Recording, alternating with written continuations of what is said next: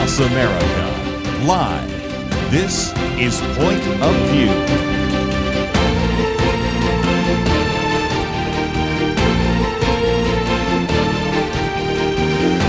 And now, Kerby Anderson. Thank you for joining me. It is the Wednesday edition of Point of View, but probably more importantly, it is tax day, and I thought it would be a great opportunity in this first half hour before we get to one of our guests to talk about your taxes, how much you're paying, whether you're getting a refund, and a variety of other issues. And at any point, if you'd like to join the conversation, 1-800-351-1212. I recognize that for some of you, April 15th is just another date, and sometimes you file for an extension. Sometimes you file it early. Sometimes you wait to the last moment. And, of course, it used to be maybe an icon of local television broadcasting that they would have cameras out there at the major post office in the city where people would be able to turn in their tax forms before midnight of that night. But now, of course, so many people file it online, it's become less of an issue. But I thought for just a few minutes, I posted two articles, I'm going to be quoting from probably four, that relate to this issue of tax day. And of course, my commentary today is about tax day, talking about Tax Freedom Day and the Cost of Government Day. But E.J. Antoni, who actually almost ended up on the Trump administration, but is an individual that's been with the Heritage Foundation and all sorts of other organizations, said the big, beautiful bill returns are keeping consumers afloat. He says tax refunds from the IRS are up almost 14%. I have another one. This one actually comes from, interestingly enough, the Speaker of the House, Mike Johnson. For those of you watching online, you can see this as a rather expanded post from X in which he claims that the refunds are about 11% higher. But nevertheless, whether you take the 11% or 14%, this has been something which I've been predicting, that there are going to be a lot of people that will be pleasantly surprised, because not only did the so-called big, beautiful bill preserve some of the tax cuts that were implemented in the first 4 years under Donald Trump, but also added some, in particular, eliminating income tax on overtime pay and tips and things of that nature, which in some respects were probably even more helpful to middle-income families and lower-income families, since oftentimes a good significant amount of their tax liability comes from such things as overtime and tip income. And so I think, as E.J. Antoni points out, it's worth emphasizing that these two changes in particular provide not only a benefit to middle-income and lower-income families, but also are a powerful supply-side effect on the economy. This time we see that we of course have no taxes on Social Security, overtime, and tips, but we might mention one other issue, which we'll probably get into more tomorrow, because there's a very good piece by John Stossel, which I've already posted for tomorrow's program, but again has to do with the fact that there's also a larger child tax credit, which is about 10% higher than it was before. And for those of you that actually have car loans, there was also a deductibility of interest on car loans for new vehicles, which had their final assembly in North America. So there are just all sorts of things that we can talk about in terms of the refund. But let's also get back to the reality. We bring in round numbers, about $5 trillion. Half of that comes from the income taxes we'll get into in just a minute. But we spend $7 trillion. Now, it isn't exact, but what's a few trillion dollars amongst friends? I mean, we spend more every year. And the bottom line is, if we had not had the pandemic, and if Joe Biden hadn't used the pandemic to continue spend, we used to, in many cases, have a budget that was pretty close to $5 trillion. We have a budget now that's $7 trillion. And whether it was Donald Trump or Joe Biden or now Donald Trump, there seems to be not a lot of interest in trying to cut the budget. The one attempt to do so, as Doge, you know how that turned out, and so that is the case. What I think is kind of intriguing is that historically, and I'm representing my age, there have always been the tendency for Republicans oftentimes to say, we think we're paying too much in taxes, and for Democrats maybe not to talk about taxes, but to say we have so many more investments and investments are just used for saying we need to raise more taxes because we need to spend even more. But interestingly enough, according to a Gallup poll last week, 59% of those surveyed consider the amount of federal income tax they pay was too high. Now, again, you would suspect that there would be a higher percentage of Republicans, but interestingly enough, the differences weren't as significant because the number of Republicans who say their taxes are too high actually dropped about 11 percentage points over the last 12 months, from 71% to 60%. Conversely, the number of Democrats who feel they're paying too much in taxes went up 10 points, which I thought was kind of intriguing there as well. So you can see that when we talk about taxes, this has become more of a significant issue, and that's the Gallup poll. But let me now give you one other poll here, which I thought was kind of interesting because Pew Research also asked a similar type of question, and they also record that about 56% in their poll of Democrats say they pay more than their fair share of taxes, which is a record high. And then, as you might imagine, a 66% higher percentage of Republicans feel the same way. So you are starting to get the sense from some of these polls that maybe there are some concerns about the fact that, yes, we are indeed paying, quote, our fair share, but even more than our fair share, when I think you saw the attempt, whether you agreed with it or not, by Elon Musk and Doge to try to cut some very insignificant, sadly, parts of the budget. And then when you also notice that even when you were probably putting a nick or a slight adjustment in the amount of money the federal government spends, and that led to people marching in the streets, attacking Tesla dealerships, attacking people driving Tesla cars, you can see that on the one hand, we know we're paying too much, but on the other hand, we don't want to cut anything, so we want to try to figure out how can somebody else pay for it. Taxing the rich, as we well know, has not worked because there's just not that much money there. Just think about this for a minute.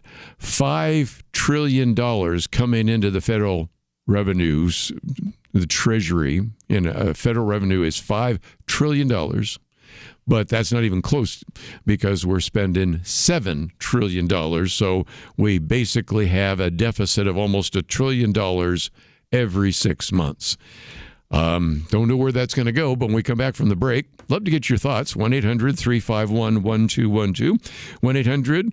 1-800-351-1212. We've got a second article here by Larry Sand, who's been on the program with us before, because one of the arguments at least people make is, well, we need to tax people more because we need to spend more on education.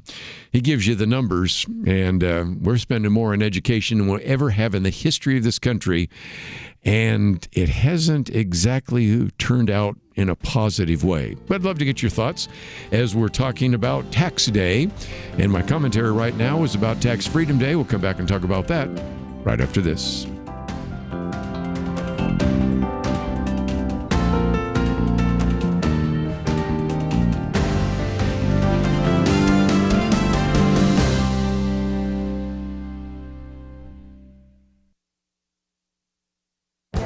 This is Viewpoints with Kerby Anderson. Today is Tax Day, but I would suggest that a more important day is Tax Freedom Day. This is the date when your tax burden is lifted. It is calculated by dividing the official government tally of all the taxes collected in each year by the amount of income earned in each year. Put another way, it's when you are no longer working for the government, but now working for yourself and your family. This year, Tax Freedom Day occurs on April 26th. And remember, this is an average. Citizens in states like Louisiana already had their Tax Freedom Day. Citizens in New York must wait until May 9th to get their Tax Freedom Day. Some estimate that Americans will pay more in taxes than they will spend on food, clothing, and housing combined. Another estimates we pay more in taxes than we spend on food, education, and health care combined. There's one more date worth mentioning. It is called the Cost of Government Day. This is the date in which the average American is paid his share of the financial burden imposed by the spending and regulation that occurs at the federal, state, and local levels. This date occurs sometime in July. This date is less precise since it is difficult to calculate all the cost of government regulations. Even so, the Cost of Government Day really puts things in perspective. It takes more than half of the year to finally get government off your back so you can begin to earn living for you and your family. Both dates help us realize what is happening around us. There is a cost often we don't see. Our taxes are withheld from each paycheck, and so we don't often think about what we're paying, and since the cost of most regulations is hidden, we don't see those costs either. Imagine if we had to pay all our taxes in one lump sum. You can bet there would be an outcry from taxpayers that year. I'm Kerby Anderson, and that's my point of view. Go deeper on topics like you just heard by visiting pointofview.net. That's pointofview.net.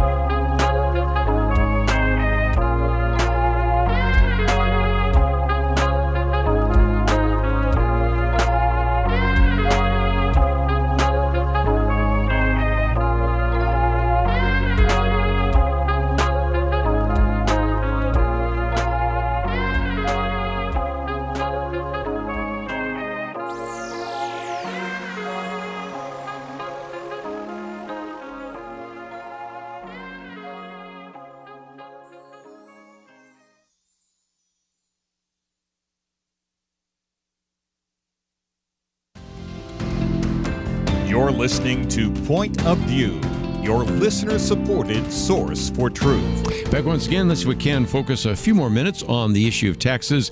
Then we have a new action alert I want to get to, and then we will be joined by, at the bottom of the hour, Geoffrey Chang. And then next hour, we'll get into some other issues that we will certainly try to cover as well.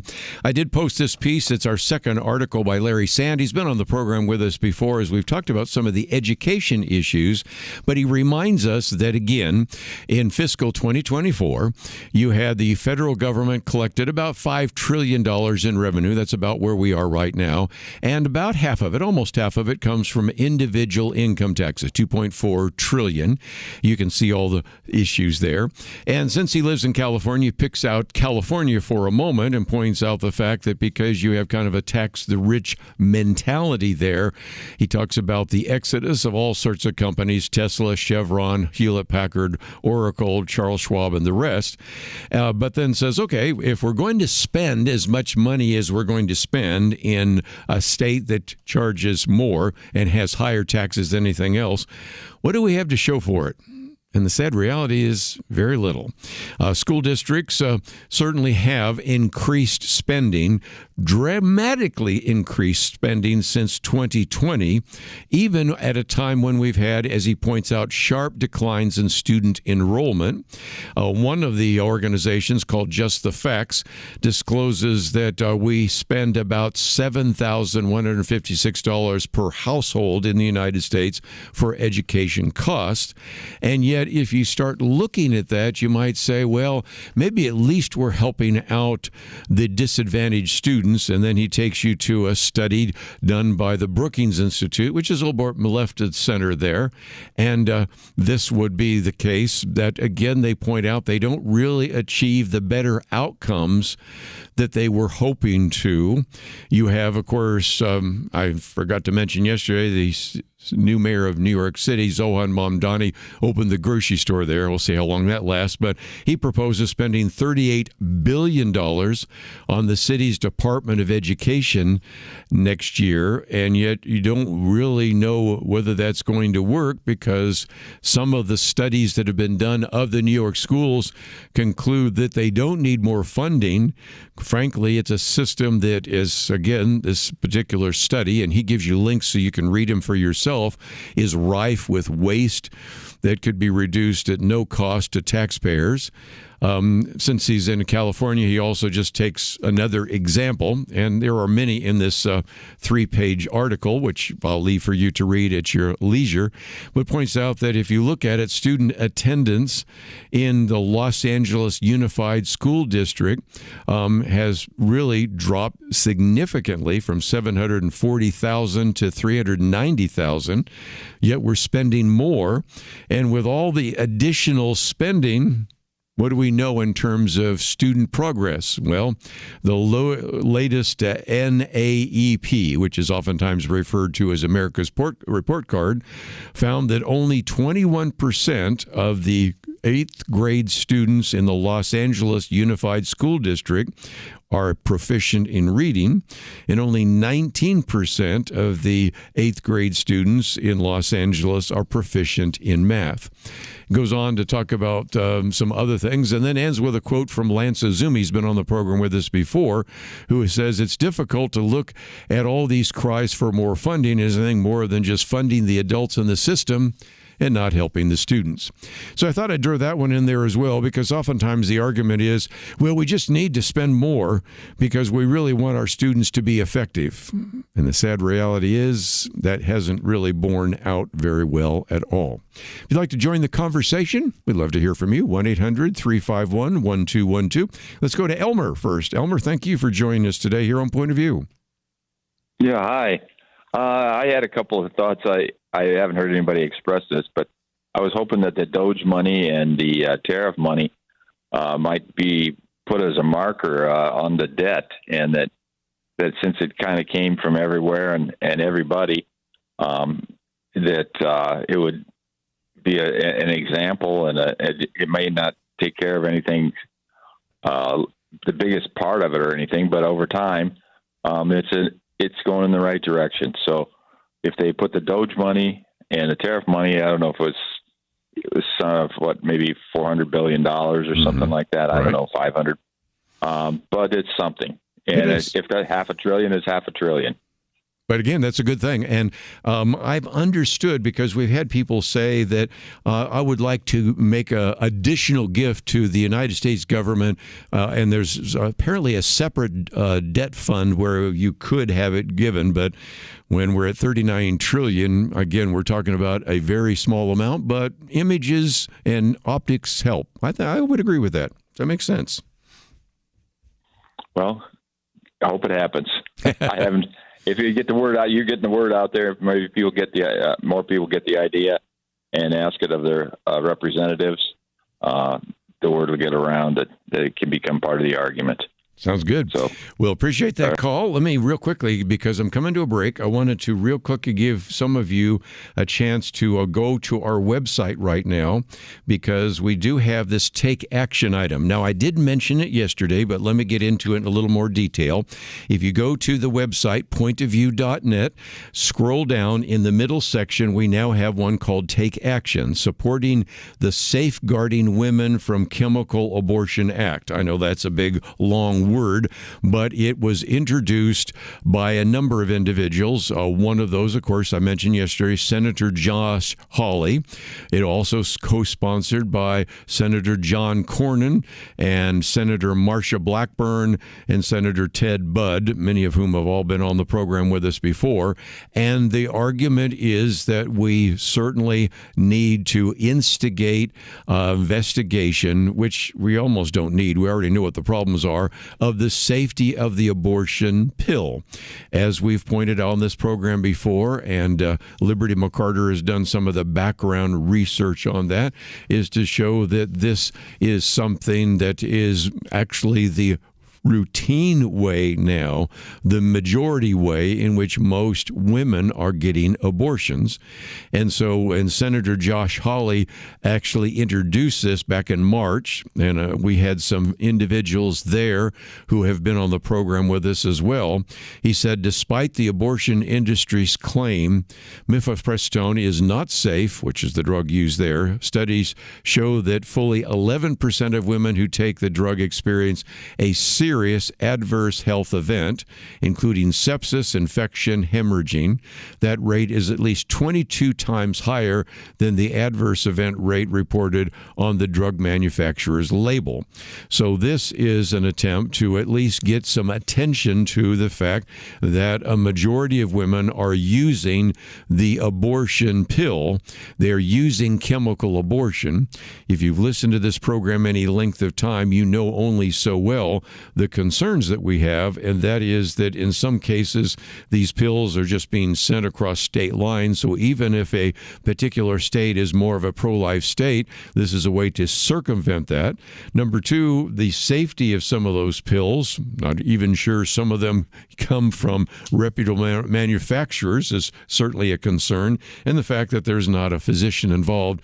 I mean, the problems are huge, and as we've said on this program so many times before, if this was a pharmaceutical associated with anything other than, say, abortion, there would be an outcry about the misuse of this particular pharmaceutical. So it is, I think, a really important issue, and it comes with something else that we talked about briefly yesterday, and we'll be talking about probably on our Friday weekend edition, because there's now very good evidence that the Biden administration partnered with abortion activists to actually track down and even imprison pro-lifers. And so there, the other day, if you haven't paid attention, were 4 federal prosecutors that were fired after a thorough investigation revealed that they were persecuting pro-life activists. They were working with pro-life groups like the National Abortion Federation, Planned Parenthood, the Feminist Majority Foundation, and a lot of this, of course, took place in the wake of the Dobbs decision, which overturned Roe v. Wade. So this whole issue of abortion is huge, and one of the ways in which you can actually make a difference is to go to our website right now. You can then enter in your address and everything. We have a suggested message, and then you can either change it or keep it as it is, send it or print it out, send it by mail, however you want to do that. And all you really need to do is go to the website right now, pointofview.net, scroll down to the middle where it says Take Action, and it shows Support the Safeguarding of Women from Chemical Abortion Act. And if you do that, we give you a chance to then contact your 2 U.S. senators. Please take the time to visit the website. We'll talk more about this a little bit later, but we are encouraging your action right now. We'll be right back. There are so many big stories happening literally everywhere. So much information, documents released, grand jury testimony, political accusations and claims on all sides. How in the world can any of us keep up? How do we weed out the truly important from the merely sensational? None of us can do it alone. I've been in media for more than 45 years. I've trained my skills, and yet even with that, I am glad for the more than 50-year track record of the team here at Point of View. They help us to cut through the noise and focus on the authentically important. More than that, biblically informed eyes to help us understand and develop ways to respond effectively. Providing what we need takes time and resources, and your partnership makes it all possible. Click on into pointofview.net, hit the donate button, or call 1-800-347-5151. Please give today. Better, sign up and help monthly. Pointofview.net and 1-800-347-5151. Point of View will continue after this.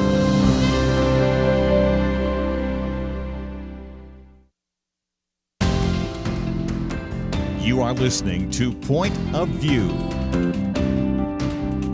The opinions expressed on Point of View do not necessarily reflect the views of the management or staff of this station.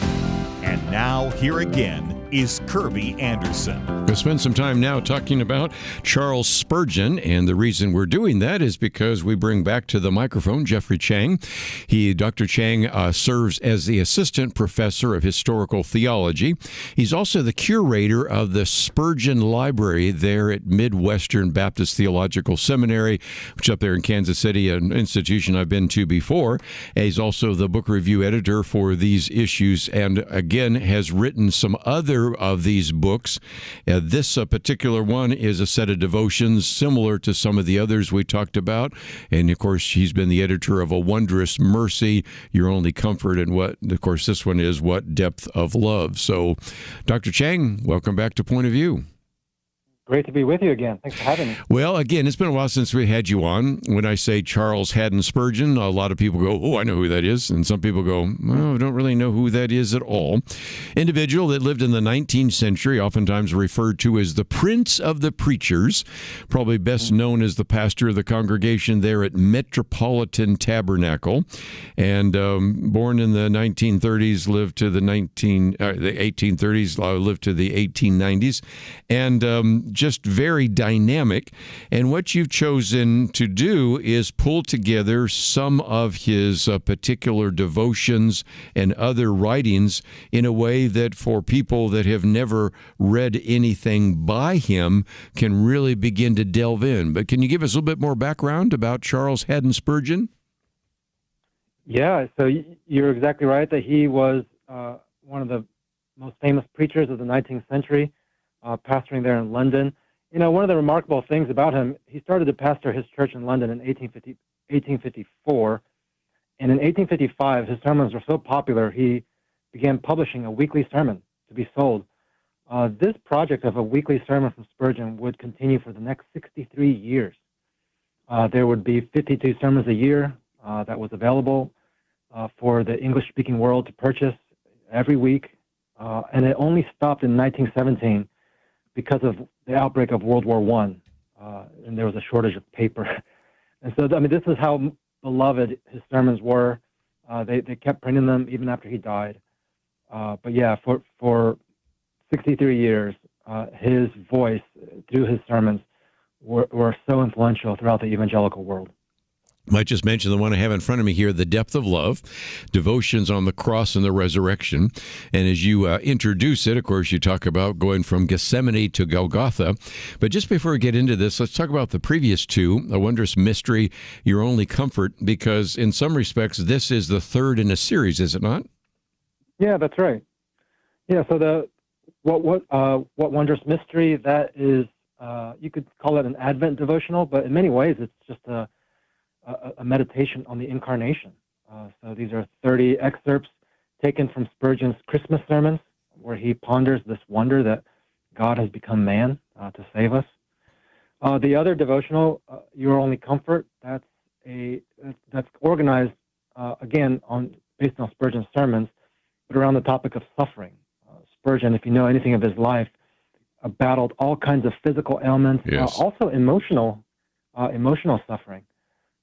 And he would preach and write deeply on these things. And so I excerpts from his sermons and hope that this would be of help to Christians today as they face difficult times. You've done a great job because most of us, let's be honest, probably will never read the sermons or even some of his works, but you've made it very easy. This particular one, if you're interested, first of all, you can go to our website where it says See More, scroll down, and you will see some information about Geoffrey Chang, and then a place where you can actually get a copy of this. It's relatively inexpensive, but as you might imagine, a devotional that would be helpful to you in terms of your morning quiet time or whatever is something I would recommend. And you've really identified 40 different paces, so it would take you 40 days to work through this if you wanted to read one a day. But again, let's talk about this because much of this is either leading up to the cross or actually from the cross. And it seems to me that really one of the goals, as you talk about, of Charles Haddon Spurgeon was to point people either in the congregation hearing it or to the people reading his sermons to the fact that this was a gospel truth rooted in history, in time, and in a person who is both God and man. And so that's really what comes through these sermons, isn't it?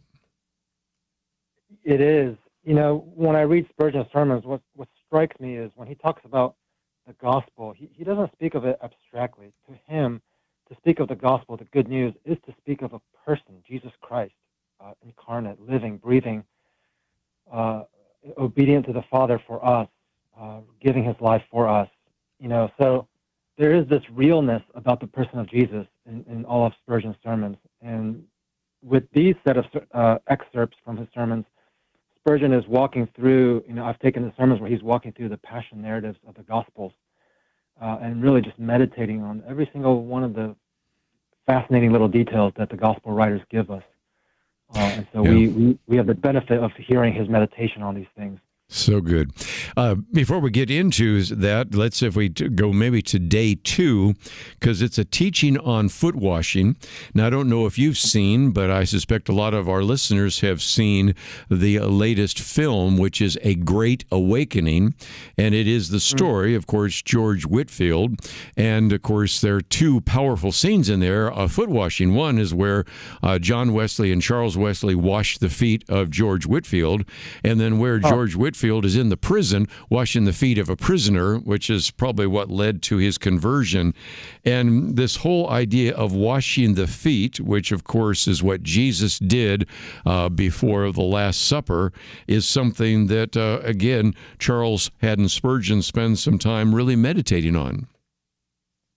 Yes, that when I pulled this one together, boy, he has some really profound meditations on this. He has this line where he meditates on the fact that Jesus must have also washed Judas's feet. Yes. And he has this line where he says that our Lord took a towel and girded himself and washed their feet, yes, washed the traitor's feet, and gently handled that heel which had been lifted up against him, washing it from the dust gathered in its secret walk upon the traitor's errand. So just even the very dust that had gathered on Judas's feet as he went to go betray Jesus and speaking to the Pharisees, Jesus washed that dust too. And throughout this whole excerpt, he just ponders the humility that Christ demonstrated in that act, but which really symbolized what he was about to do in laying down his life for his people. Very incredible. Well, let's see if we can maybe move ahead because there's so many things that are covered. But you have on day 9 our Lord's first appearance before Pilate, and then day 10 the Lord before Herod, and then of course a whole section on the most famous trial in history. So in some respects, before we even get to the cross, there are some other very important elements that Charles Spurgeon spoke on and actually preached messages on. Mm-hmm. Yeah, we sometimes read through these little details, of the Passion narrative and move too quickly. But everything that happens for a reason, and Jesus is teaching us what's going on. So Spurgeon, for example, meditates on his silence before Herod. Mm-hmm. And he just ponders how, in many ways, that silence is really the silence of our guilt. As those who are condemned before God, we are those who have no words to speak in our defense, right? And as Jesus bears our guilt upon himself, he also is silent before his accusers because he has no words to defend himself. He is guilty in our place. It's what seemed like just a sort of a random occurrence actually turns out to be glorious because it once again reminds us that Jesus is our substitute. He is so gifted at pulling out various insights that or many of us who've been Christians a long time just kind of pass over, or even we've seen it on a film. Of course, now you have, of course, the Chosen and others. But when we come back from the break, I want to maybe obviously go through the Passion, the first cry from the cross and the dying thief in the new light, and the whole Esha, and then the hours of darkness and some of the cry from the cross and some very great great insights there as well. And then, of course, we don't leave Jesus on the cross. We, of course, raise him from the dead. But it's just a really powerful set of discussions, which are all part of this new, if you will, devotional book edited by Geoffrey Chang, What Depth of Love, Devotions on the Cross and Resurrection. So we'll come back and pick out just a few other very significant days which have been put together by Dr. Chang so that you can have an understanding of some of the depth of the kind of sermons that were given by Charles Spurgeon when he was there at the Metropolitan Tabernacle, and some of the great insight that he has given to us by providing that commentary. So we'll continue our conversation right after these important messages.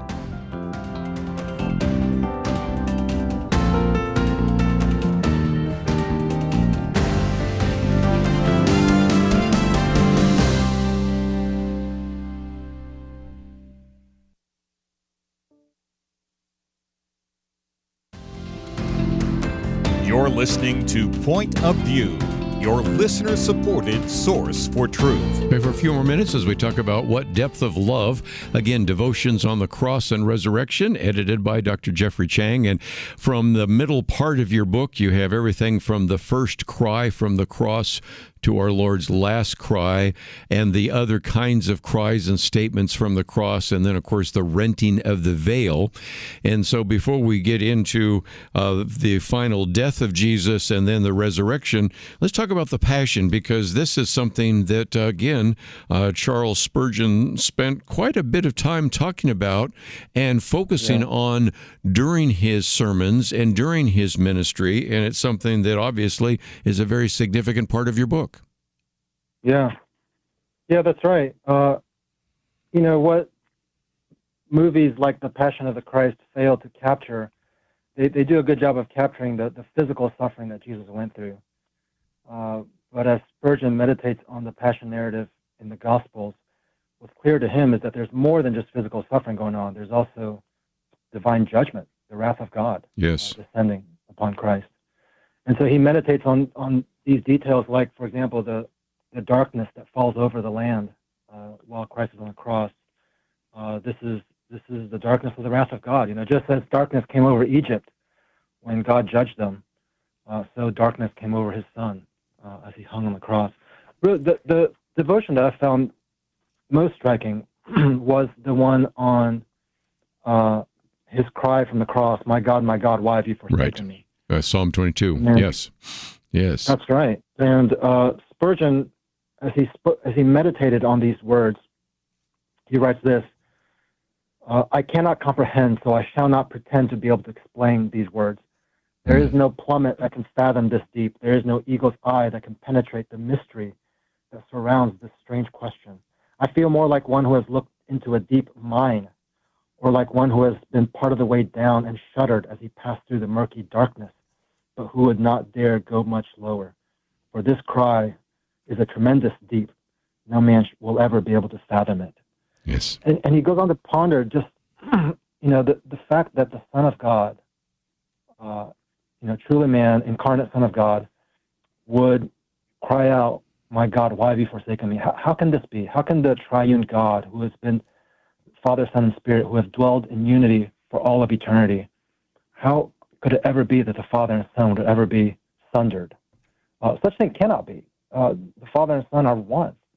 And yet, in the incarnation, a forsakenness was possible because of Christ's humanity.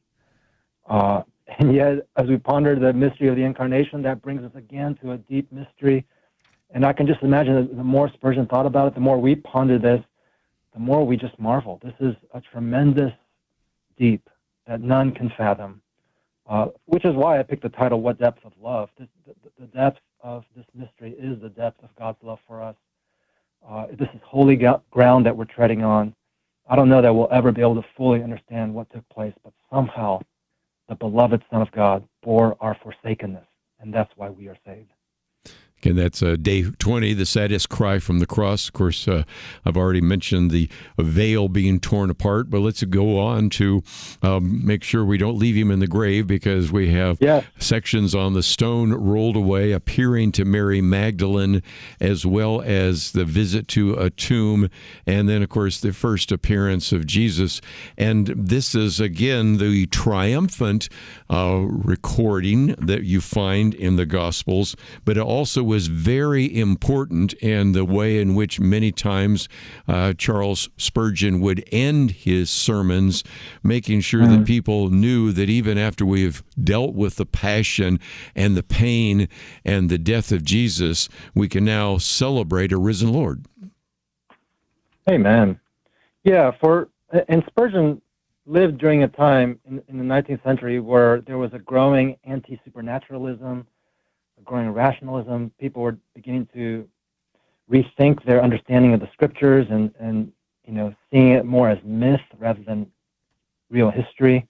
And so when it came to the resurrection, many of the latest scholars were trying to compare it to other mythological stories and just point out that Jesus didn't really rise from the dead. We know that dead people don't do that, but rather his teaching continued in the hearts of his disciples. His spirit rose, in a sense. And Spurgeon just pushed back against all that and said, no, the hope, the Christian hope, is that Christ physically rose from the dead. He conquered death. His disciples handled him. They saw him eat food. They walked with him. And it's the wonderful good news that his resurrection is a foretaste of our own resurrection that we will one day experience with him. Spurgeon really pushed on just the miracle, the wonder of the fact that Jesus triumphed over the grave.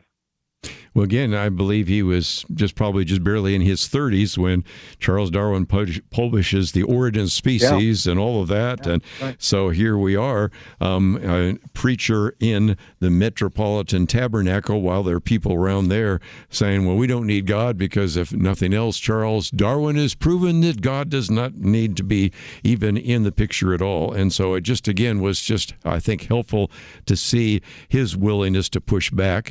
And I thought we'd end with one of the chapters you have there on the power of his resurrection, because that really is kind of the summary, and that is that whether we go from Gethsemane to Golgotha to an empty tomb and a risen Christ, that's what we celebrate at Easter, and that's what we celebrate every day. Yeah, that's right. And it's the truth of the resurrection that confirms that our hope in Christ is solid. It has a foundation. We're not hoping in a dead Savior. Our Savior lives ever to intercede. He lives to save us. And so, I like this paragraph here. He says, there was as much reality about the rising of our Lord as about his death and burial. There is no fiction here. This literal fact gives reality to all that comes from him and by him. Justification is no mere easing of the conscience. It is a real arraying of the soul in righteousness. So again, I really appreciate the fact that you've put together these different books. Of course, I'll hold up this one, and you can find out more about it on our website. It's one of a series, and I just think if you're looking for something that would help you with your morning devotions, or maybe something that you would want to be teaching in a small group or a Sunday school class, this whole series is great, but this is the most recent one on the cross and the resurrection.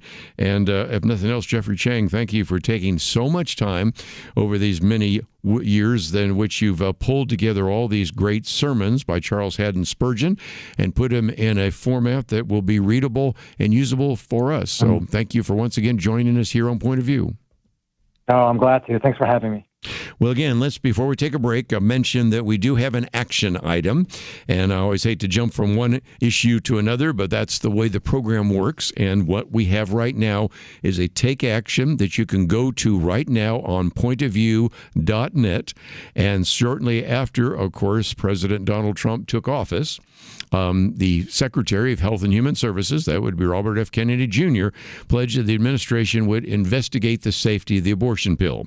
Well, that investigation really isn't moving very quickly. I mean, we actually have a year now, and we're still waiting. So it does seem to me that there is some urgency and some concern, and so that's one of the reasons why there was a press conference the other day. Senator Josh Hawley, I mentioned some of the other people that have co-sponsored this particular act. It's called Safeguarding Women from Chemical Abortion Act. This is an encouragement that you can give to your two United States senators about this legislation. There are concerns about the effectiveness of this, the danger, even how it's deceptively packaged. And if you'd like to know more, it's very simple. Simply go to the website, pointofview.net, and go to the information about Take Action. We encourage you to take action, and we'll be back with more right after this. Who can you trust? Years ago, many of us could probably have provided a fairly long list, but today it seems we almost can't trust anyone. Educators don't even know what a woman is anymore. Many so-called public servants have shown all they care about is themselves. The FBI has been accused of bias, law-breaking, betrayal, and journalism. It's largely corrupt, with no Clark Kent standing up for truth, justice, and the American way. All of this is why Point of View Radio is more important than ever, and your part in supporting us is more needed than ever. Do your part today in supporting trustworthy truth. Stand with us and help push back the lies and the darkness. Visit pointofview.net. Don't put it off. Take a moment right now and click on that big blue button that says Donate Now, or call to invest at 1-800-347-5151, pointofview.net, and 800-347-5151. Point of View will continue after this.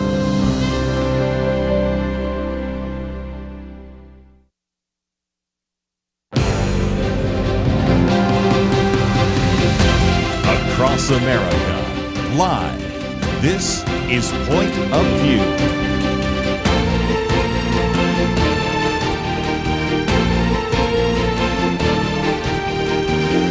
And now, Kerby Anderson. Second hour today, if you'd like to join us, 1-800-351-1212. Just a few minutes, I'm going to get into the Strait of Hormuz. Are there ways that we can get oil out that don't require us to actually have oil ships through the Strait of Hormuz? And the answer to that is yes. And I wanted to go and do a bit of a deep dive into that to try to educate you about that. And one of the articles we've posted by Mike Cote, Alternatives to the Strait of Hormuz. So we'll talk about that in just a minute. But since it is tax day, I thought I'd come back to that for just a brief moment or two, because the White House posted a piece on X, which just has to make you smile. Whether you like the president or not, whether you even like what's going on in this country or not, kind of makes you smile, just because what it is the White House, of course, is talking about something we mentioned a minute ago, and I'll go back into that in terms of how the so-called Big Beautiful Bill has changed things. Historic tax relief, it says, higher wages, and a manufacturing resurgence. President Trump is delivering on this promise. And then for those of you watching online, I'll show you this, and it shows you just got to smile, whether you whatever you think of the president or not, because it's a picture here of him at the White House. And what they did is they had a DoorDash event at the White House, in which DoorDash actually delivers McDonald's to the Oval Office. Okay, you just got to smile at the fact that since Ronald Reagan, who was an actor, you've always had presidents, and Donald Trump is another one of those who says anything for a camera op, a photo op. And basically what it is this woman who has delivered the DoorDash McDonald's. And interestingly enough, she was referred to as the DoorDash grandma, who claims she earned an extra $11,000 Whoa, thanks to the no tax on tips policy. And got to believe that that's true. So anyway, here's a picture of the president at the Oval Office. He's getting the bags from this grandma, this DoorDash grandma, who said she benefited very significantly from that. And again, my first article also helps answer one of the questions. Just a few minutes ago, if you were listening, I talked about the fact, and I'll hold this one up, the Speaker of the House, Mike Johnson, was talking about the refunds are 11% higher. That is true, but I also talked about refunds that were 14% higher than last year. Depends on which count you have, so I'll clarify that in just a minute. Both numbers are true depending on which particular metric you're looking at. But again, let's come back to that. This is part of our first article, and they're going to move on to some others. But I've just thought for a minute, since we are talking tax day, I have been predicting, and I think the prediction is coming true, that a lot of Americans have been pleasantly surprised, especially those of lower or middle income. I'm sure there have been benefits to higher income as well, but nevertheless, part of those provisions are the fact that these tax benefits that were written into the first law were, again, reserved and certainly made sure that they would not expire. But also, since the law's provisions were made retroactive to all of 2025, that really tended to reduce Americans' tax liabilities. So where do we come up with the two different percentages? Well, it turns out that if you look at the current tax filing season, okay, what's just come in right now, total refunds are up 13%, actually 13.6%, rounded up to 14%, 19.4% from 2024. But then if you look at the average refund that's right now compared to last year, that's 11%. So it depends on which particular ones you're looking at, but I think it's pretty intriguing. But again, eliminating income tax on overtime pay and earning, very significant, because those particular actions did something else. They tended to reward industrious activity and restoring positive incentives. Now, I recognize if you are going to be working overtime or you're going to be getting extra tips, you're still grateful for them. But when you know that you aren't going to be paying taxes on them, that is significant.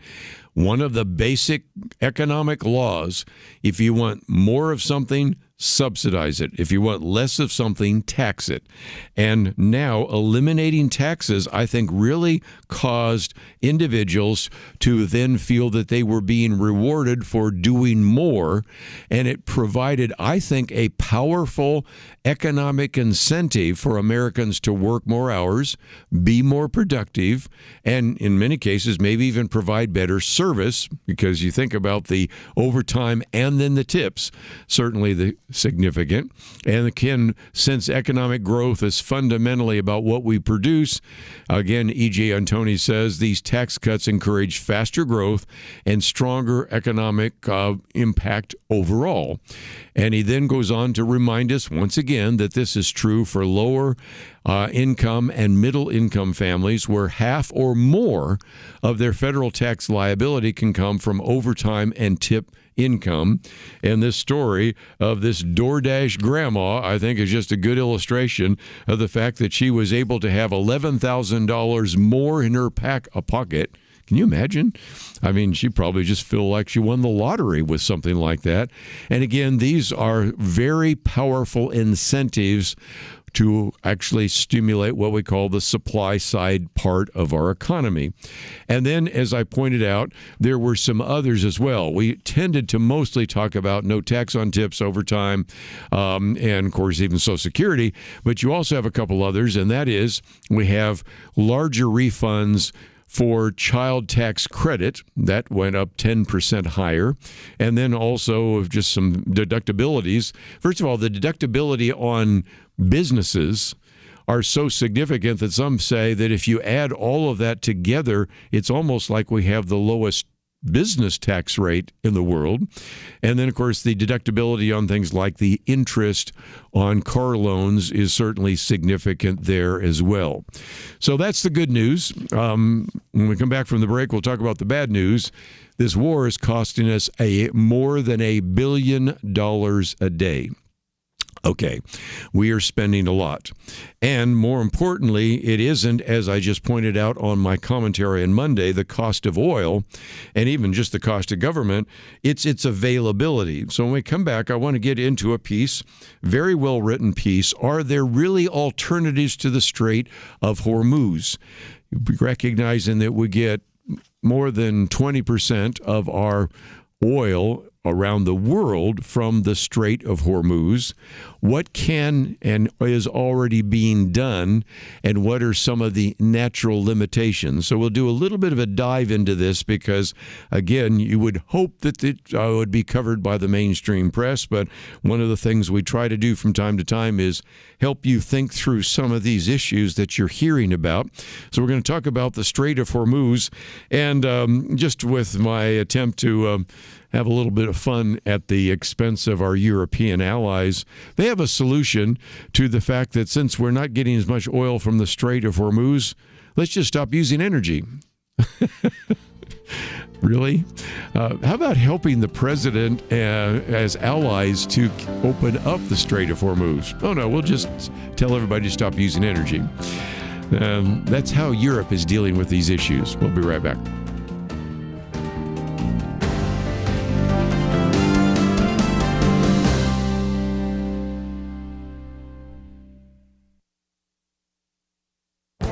This is Viewpoints with Kerby Anderson. Today is tax day, but I would suggest that a more important day is Tax Freedom Day. This is the date when your tax burden is lifted. It is calculated by dividing the official government tally of all the taxes collected in each year by the amount of income earned in each year. Put another way, it's when you are no longer working for the government, but now working for yourself and your family. This year, Tax Freedom Day occurs on April 26th. And remember, this is an average. Citizens in states like Louisiana already had their Tax Freedom Day. Citizens in New York must wait until May 9th to get their Tax Freedom Day. Some estimate that Americans will pay more in taxes than they will spend on food, clothing, and housing combined. Another estimates we pay more in taxes than we spend on food, education, and health care combined. There's one more date worth mentioning. It is called the Cost of Government Day. This is the date in which the average American is paid his share of the financial burden imposed by the spending and regulation that occurs at the federal, state, and local levels. This date occurs sometime in July. This date is less precise since it is difficult to calculate all the cost of government regulations. Even so, the Cost of Government Day really puts things in perspective. It takes more than half of the year to finally get government off your back so you can begin to earn living for you and your family. Both dates help us realize what is happening around us. There is a cost often we don't see. Our taxes are withheld from each paycheck, and so we don't often think about what we're paying, and since the cost of most regulations is hidden, we don't see those costs either. Imagine if we had to pay all our taxes in one lump sum. You can bet there would be an outcry from taxpayers that year. I'm Kerby Anderson, and that's my point of view. Go deeper on topics like you just heard by visiting pointofview.net. That's pointofview.net.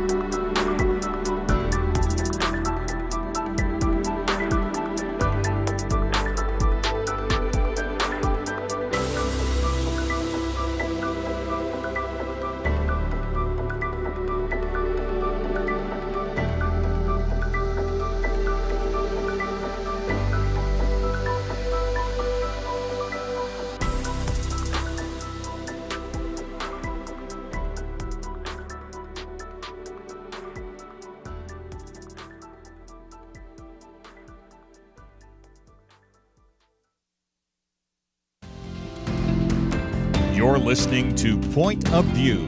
your listener-supported source for truth. Okay, let's talk about the Strait of Hormuz. Again, it is a very significant choke point, and if you have never looked at it on a map, and of course, if you've been watching television, oftentimes they will show a graphic or a picture of what is taking place there. But do we have some alternatives? And the answer to that is yes. We already have one alternative, well, actually two, or probably better to say 1.5, but okay.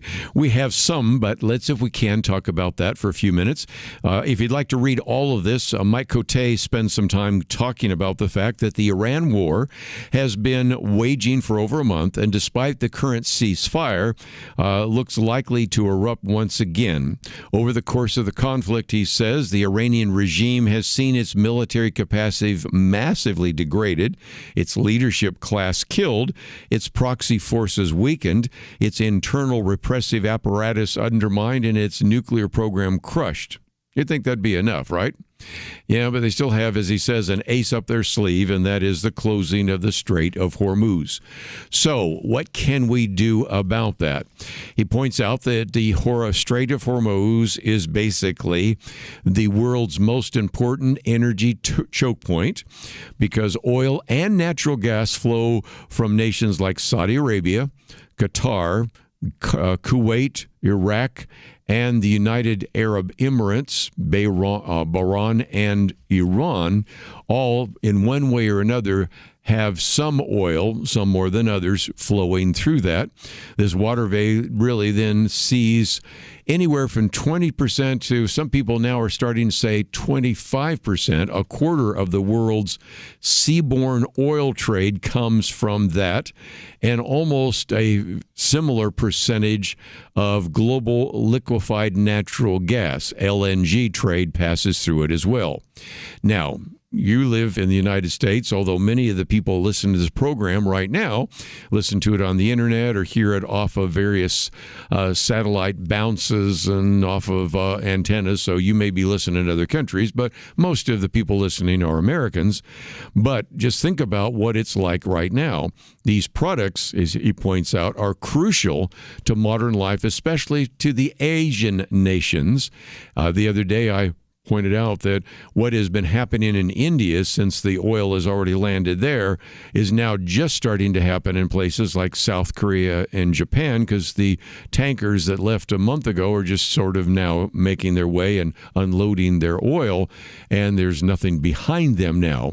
So energy is not the only commodity that passes through there. Of course, processed minerals, fertilizers, chemicals, and of course all the refined products that are petroleum products come through there as well.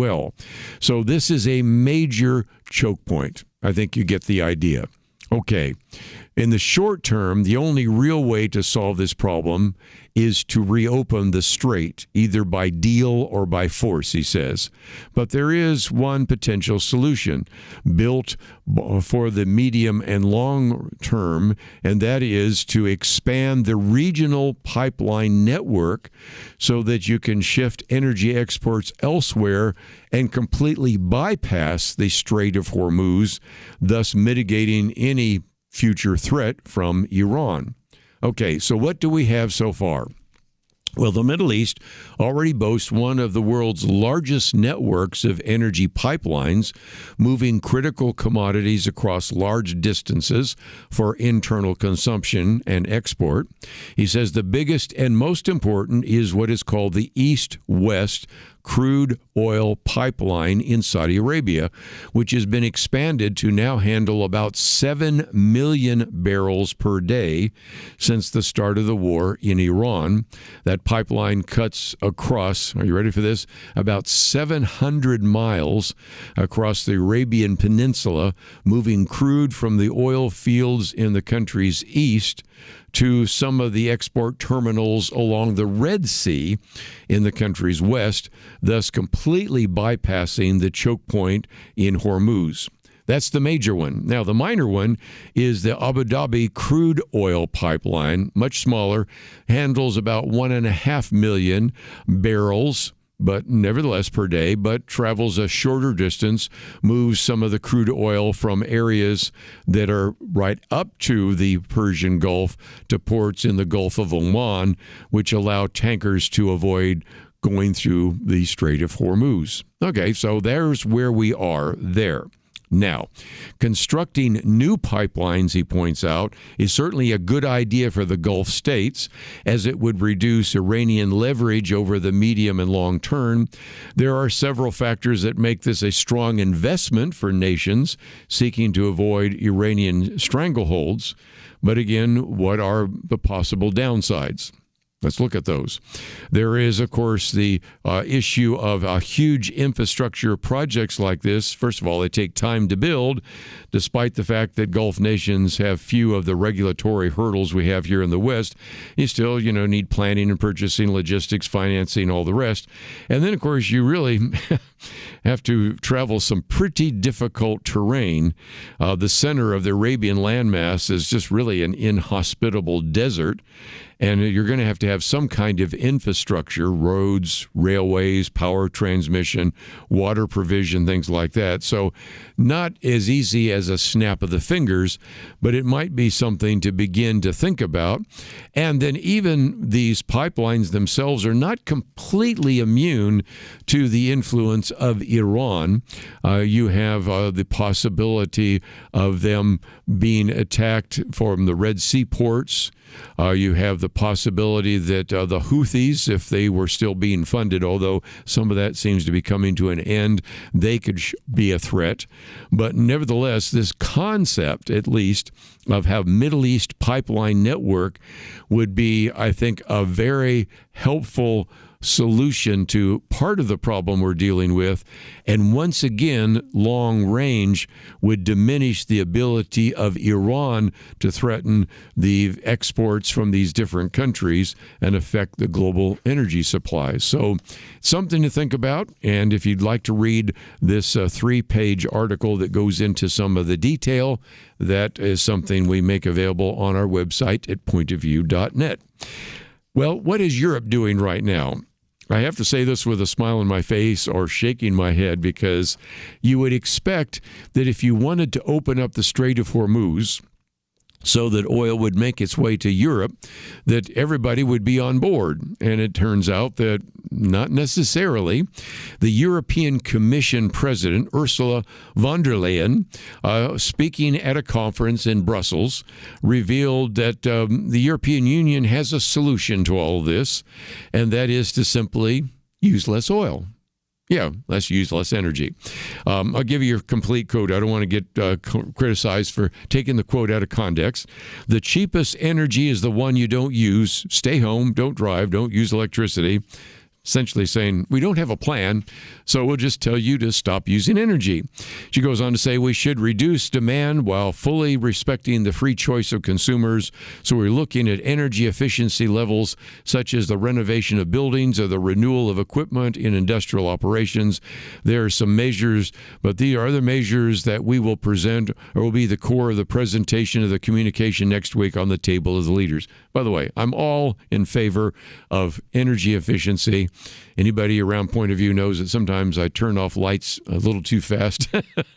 And the rest, I got to laugh from a few of them around there, because I'm all about let's save energy. But the answer to your problem is, well, we're not going to get as much oil, so we just want everybody to use less energy. I know. How about saying that you're a member of NATO and you want to help clear the Strait of Hormuz? No, that'd be too hard.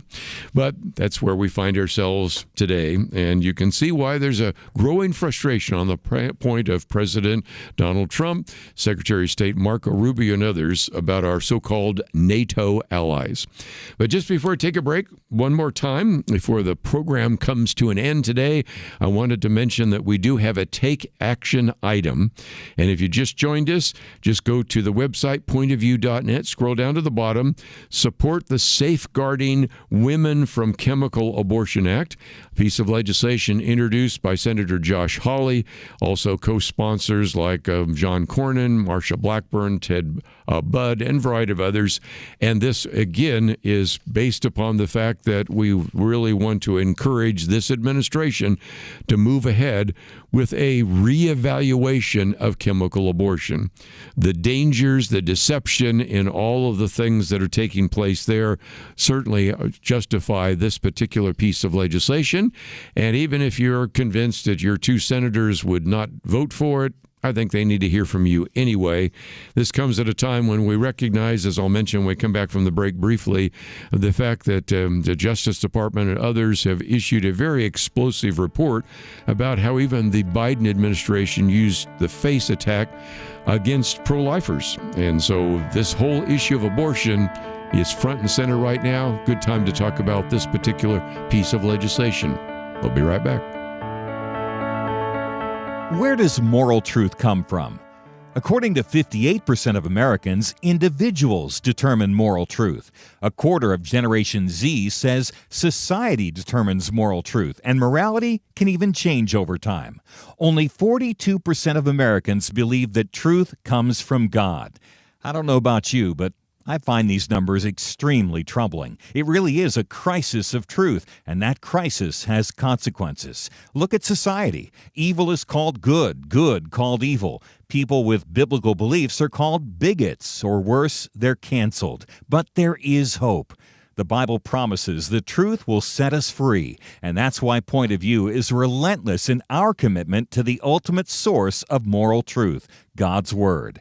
At Point of View, we know that God's truth is eternal, and if we stand together, we can help more Americans apply His truth in their daily life. Help Americans find truth again by giving at pointofview.net or call 1-800-347-5151. That's pointofview.net and 800-347-5151. Point of View will continue after this.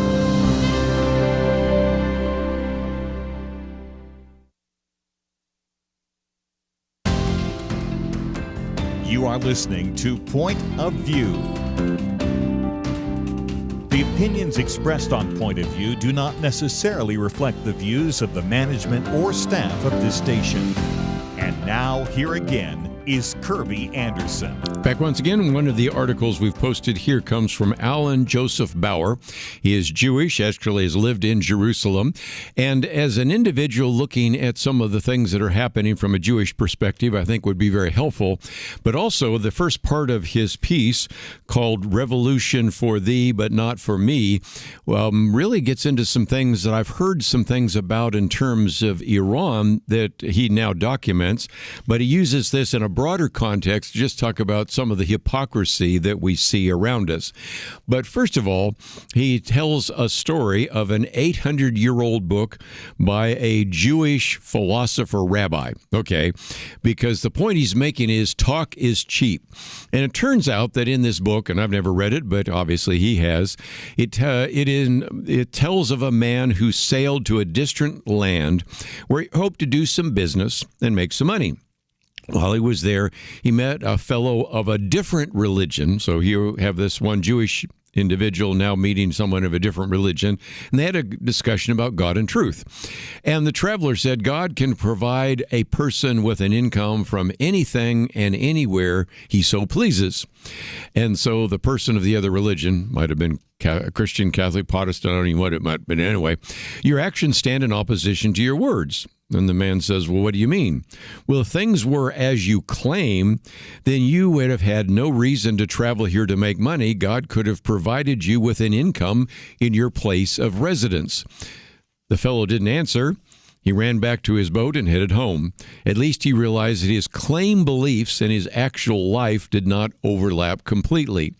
This is, I think, one of the greatest challenges sometimes for people in this 21st century, because we live in this world sometimes called postmodernism.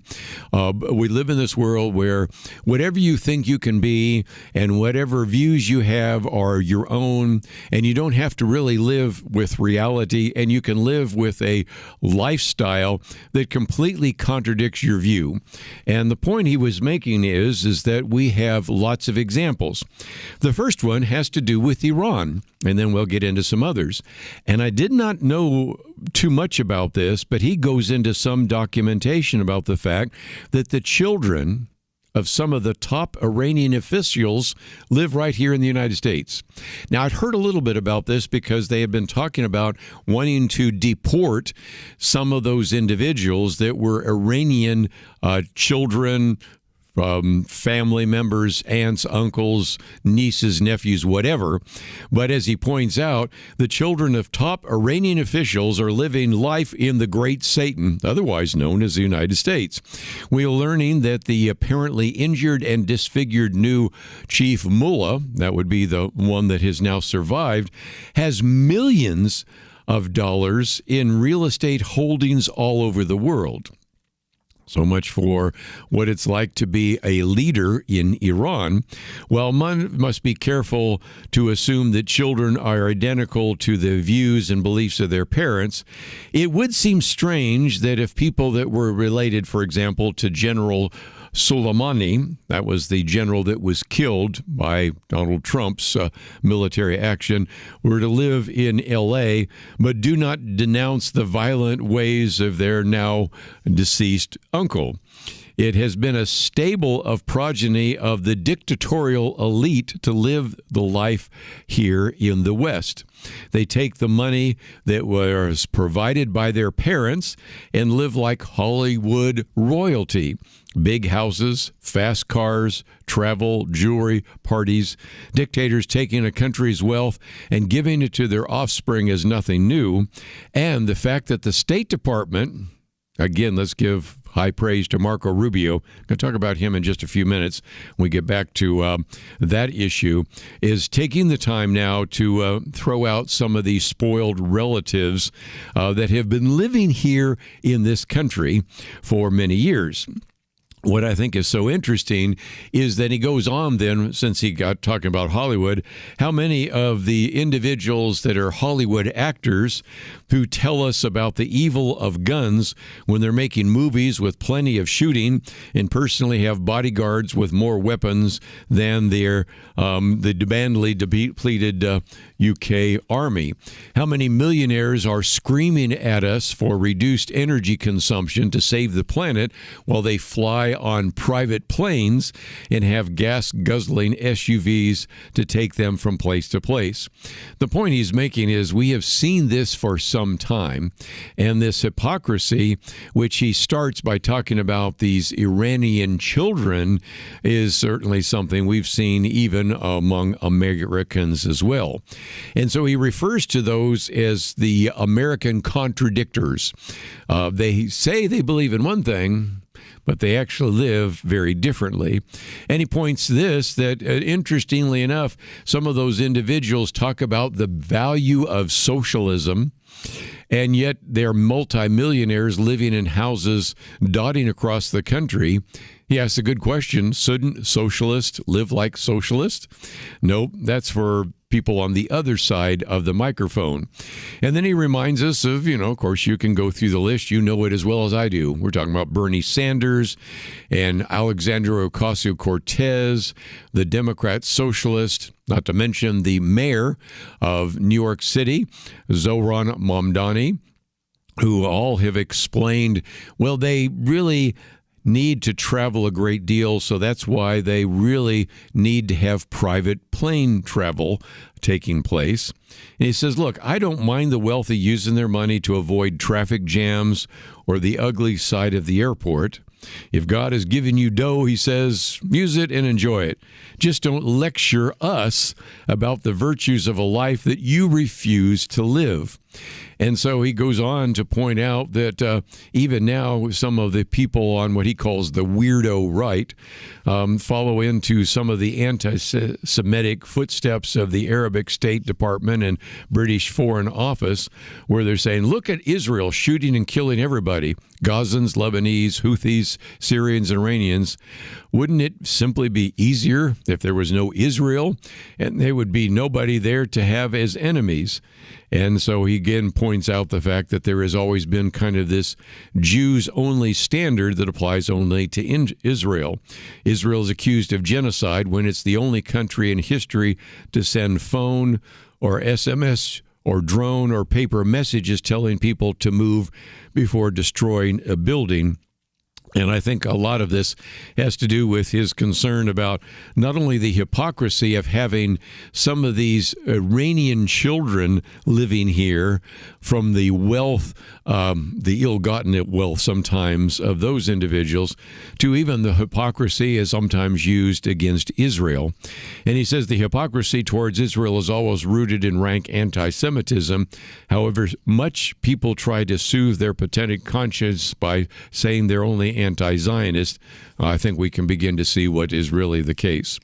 So nevertheless, it was an attempt to really sort of talk about this issue of hypocrisy, but he goes into some detail which I had heard about the desire to expel some of the individuals that were here, but I didn't know what extent that was, and it's just a great piece to remind us to pay attention to that in the future.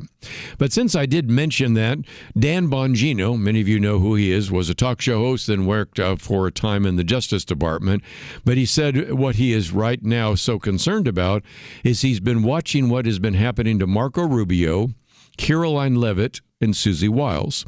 For example, Marco Rubio has not been home in days. His family is waiting.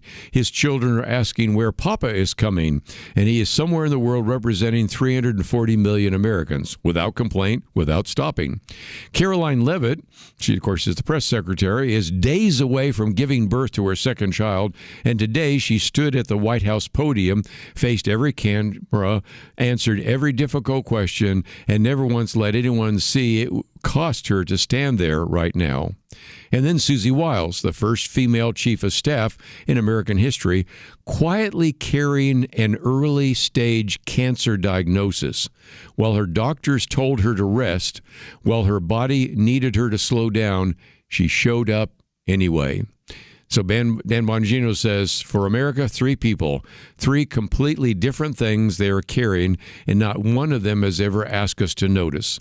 He says, tonight, at least I'm noticing, and I'm asking every single American to say one prayer for Marco, for Caroline, for Susie, because these people, and because of their dedication, their selflessness, completely committed to this country, deserve every prayer we have.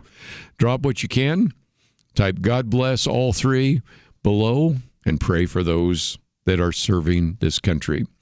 I think it's a good reminder that there is a price to pay to serve in this country. You serve at the pleasure of the president, but I certainly appreciate those and many others that are serving in a very sacrificial way at a time when we are still engaged in a war with Iran. We'll come back with some more comments right after this.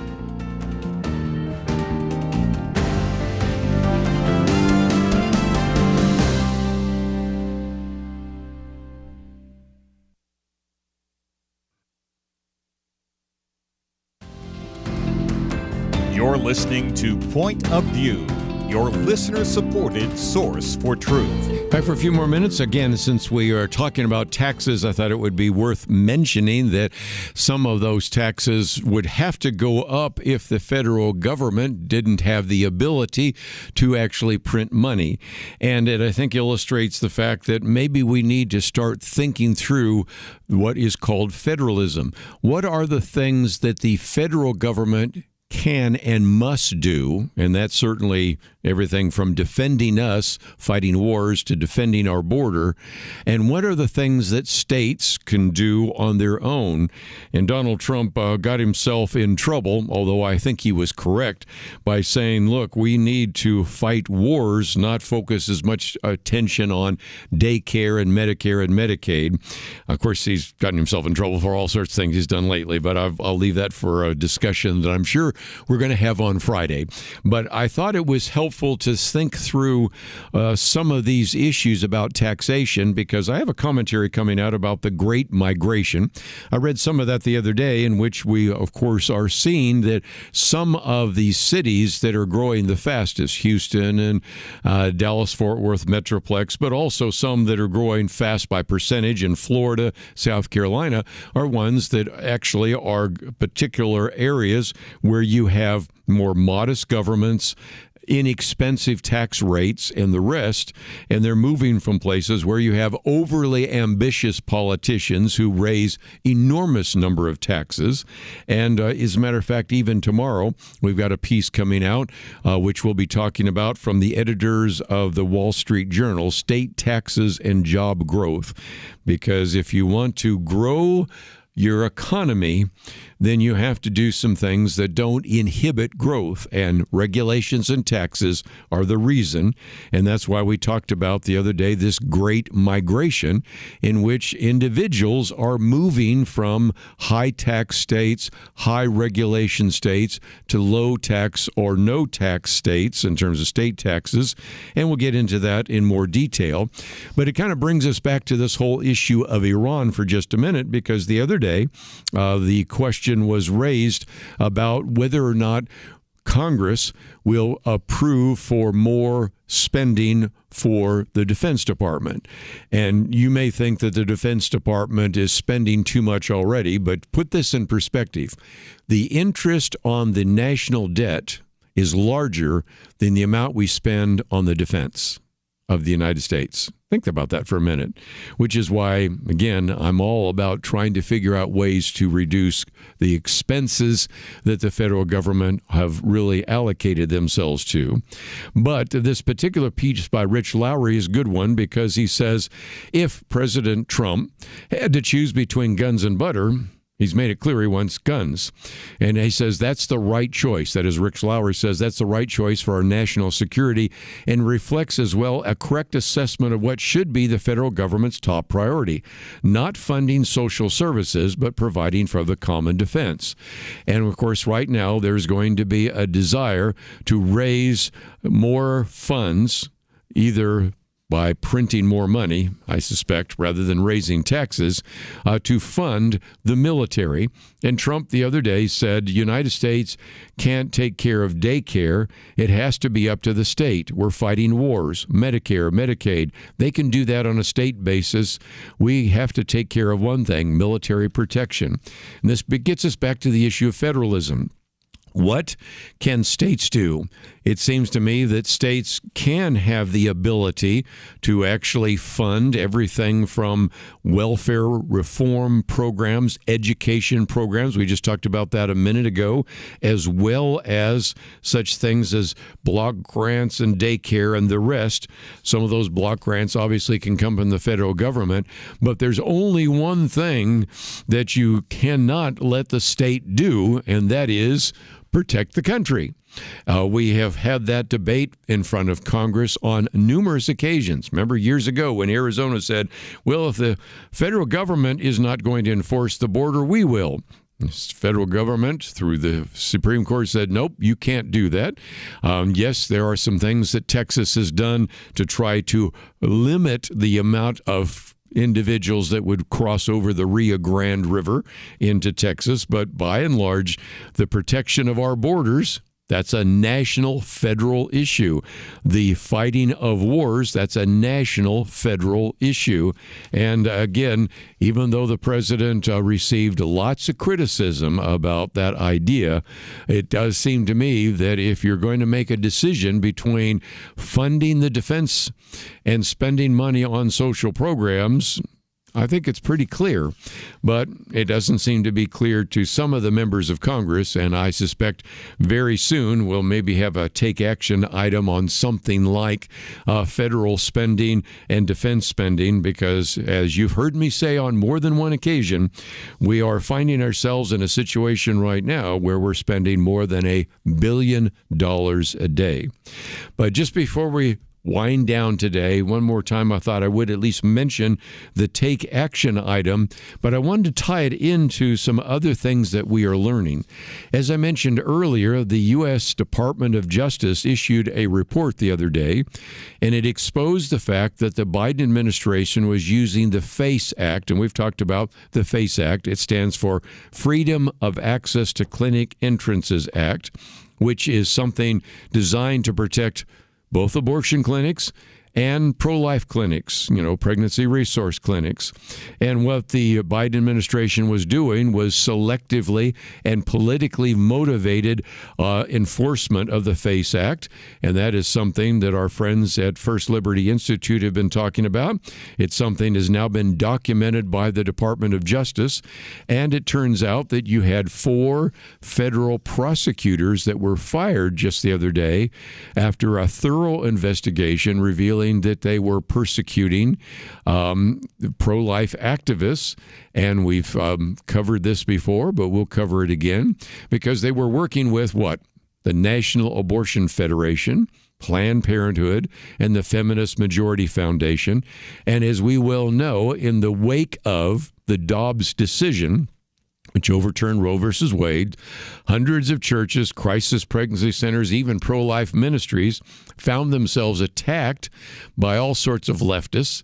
And yet 97% of the Biden-Harris federal prosecutions under the Freedom of Access to Clinic Entrances, FACE Act, were against what? Pro-life demonstrators, as one senior prosecutor in particular did everything he could to make sure that the jail times and jail sentences were as long as possible for those individuals that were pro-life activists, even tried to hold a nun in contempt of court for praying. So it got pretty ugly, and this is a report that's now come out. And as this is coming out right now, of course, we also have, as we've encouraged you to do, an opportunity, even as we go off the air, to visit our website, pointofview.net, find our action alert material. You can go to pointofview.net, scroll down, you'll find a take action item, or you can respond to an email that we have going out. And this is an opportunity to encourage your 2 United States senators to actually vote for, maybe even co-sponsor, the Safeguarding Women from Chemical Abortion Act. And the issue of abortion has become even more significant in the last couple of days. And that's why we thought that this was a piece of legislation that you can actually encourage your 2 senators to join up, either to co-sponsor or even to support. And again, if you want to know more, we have information about it on our website. You can also, if you're receiving emails from us, look at the material we have there. We give you a suggested letter that you can send out. We encourage you to do so and thus fulfill your civic duty. As always, I want to thank Megan for help engineering the program. Steve, thank you for producing the program. We'll see you back here tomorrow right here on Point of View.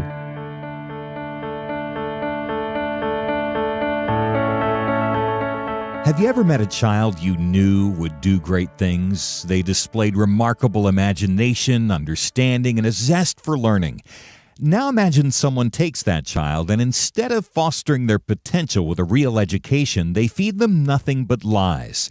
You know, that scenario isn't so far from reality. From a young age, Americans are fed a consistent stream of distorted facts, from the secular indoctrination they receive in many public schools, to the biases presented as fact in many colleges and universities, to the barrage of misinformation from the mainstream media and the lack of moral grounding in our society. It's not that Americans aren't capable of understanding the truth, it's that they aren't exposed to it enough.